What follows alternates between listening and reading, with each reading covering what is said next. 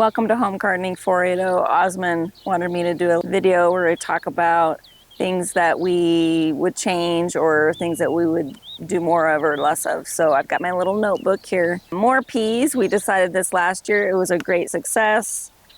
I would also like to add we direct seeded them in the fall, and that was successful because in the springtime they immediately went into production and we had early peas being harvested in the garden. Next one, no more no trellis peas.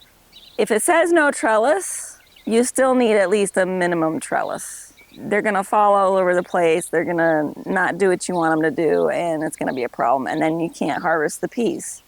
Next one, no late season potatoes. We had a very hot summer last year. We tried to do some fall season potatoes. They did germinate, but then they just didn't produce much. We ended up pulling them out, only getting a little bit of potatoes out of it. It wasn't worth the effort. More full sun. We have a bed here that's in the shade of our front porch.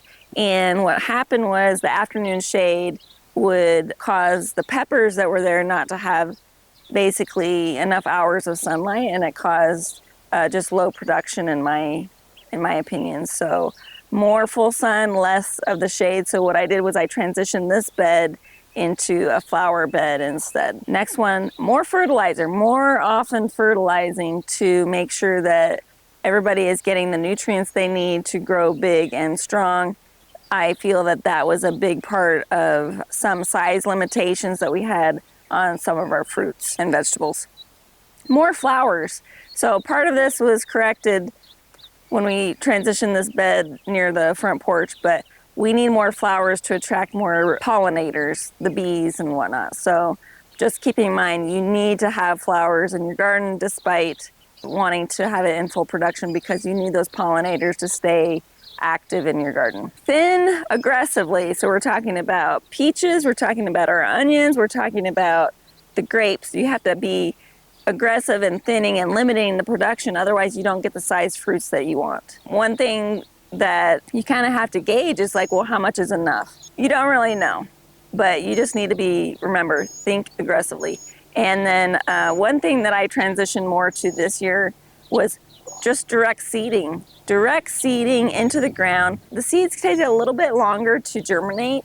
However, the plants are off to the races as soon as they germinate. They're growing bigger and faster than if I transplant them. So there's a few exceptions to this. One is tomatoes and the other one is peppers because peppers take so long to grow. One thing that I am gonna try to do, because I am gonna keep the peppers in this one bed that I'm by right here, is I'm gonna try to overwinter these peppers so I don't have to start them from transplant or from seed next year. That can help them get a jump start as well.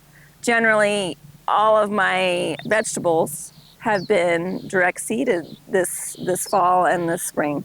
I haven't really done hardly any indoor seeding, which has been helpful. We suffered really badly last summer from the heat and the long heat of the summer, and we decided that we had to invest in this shade cloth. And you'll see later on this fall how this does for us, but we spent, I want to say, about $250 on the materials for this, just the shade cloth alone. Our plan is to take it down and reuse it year after year, but for the amount of strawberries that we got, for the amount of tomatoes that we lost out on, for the amount of other fruits that we could have had, this would have been tremendously helpful last season because it was just crazy hot. Now, we'll be blessed if this year's not as long and as scorching, but shade cloth in the hottest time of the summer is really important. So harvest often, especially peas. They have to be picked every second or third day. We had to be picking because they're constantly coming mature, and several of the pea pods, the peas were over mature and they just weren't sweet. They were very starchy and the peas were oversized and it was hard to get the peas out of the pod. Same thing with the strawberries and the tomatoes. You want to harvest often so that your fruit is ripe at the peak of ripeness. And then also so that the other animals and insects are not enjoying your fruit instead of you. One thing that I put in my notes was pick my tomatoes early. So this prevents them from splitting, but also prevents the birds from getting them. They're gonna, once they turn orange, let me grab this one right here. Once they start to turn orange, even light yellow, this is gonna be red in a matter of maybe 2 days. Go ahead and pick them if they're already turning this light orange color. Go ahead and pick them, take them in the house. That way the birds don't get them, you get to enjoy them. It's gonna be red in like 2 or 3 days in the house, so it's still gonna taste great. Don't worry about it. You know, there's this whole concept, oh, vine ripe. You know what? When they pick tomatoes in the farms, they pick them all green and they turn red later on. You're getting much increased advantage, more sugar by just picking it at this stage. You take it in the house, it's gonna be a few days later, this is gonna be ready to go. So picking earlier for some things has been super helpful and hard change in my mind that's when I need to pick the fruit. But more harvesting, more frequently looking to harvest is a big another tip in my book. So, and then the last thing I want to just make point of is we thought that we were gonna have to paint some rocks red and put them in here to keep the birds from getting the strawberries, but the birds have not actually been a huge problem. I think I've seen maybe a few bird damaged strawberries, but most of the problem has been from the strawberries sitting on the soil, just the weight of the strawberries pulling them down to the soil, and then insects eating small holes in the bottom, or the tip of the strawberry as it's touching the ground. So one of the problems is that the insects are doing it before they're even fully ripe. So one of the things that we've been trying to do is take the strawberries as we come through and pick, and take the ones that are getting close to being ripe and kind of pulling them up to the top of the plant. But as you can see, look at this one right here. That one was laying on the ground and the tip of it is eaten out by an insect, and that's insect damage, not bird damage.